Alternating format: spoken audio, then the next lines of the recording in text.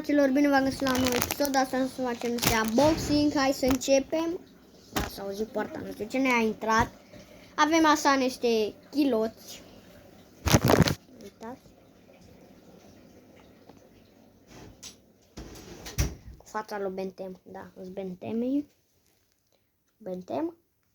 Hai să vă arăt și a doua parte. Cu Bentem, tot cu Bentem. Și l-avem aici pe ăsta, care nu pot să-i pronunț numele.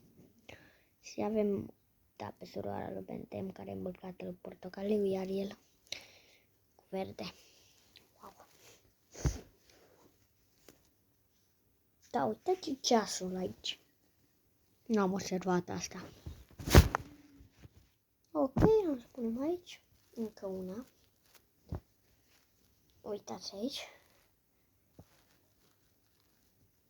Da, este o Bentem. Uitați-l aici pe ăsta. Cred că îl cunosc, dar nu mai știu. Da, și aici are ceasul descărcat. Uitați, acolo că e cu roșu, vedeți?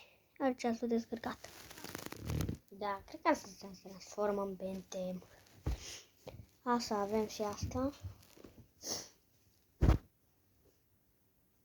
Încă o bluză. Asta cred că. Nu știu ce. Scrieți în comentarii dacă îl cunoașteți. Ok. Hai să mai luăm una. Ok. Cred că am ajuns la ultima. Ultima Clara să fie cea mai faină. Cu Bentem. Da, mai am atâtea. Am să băgăm una. Am extras-o.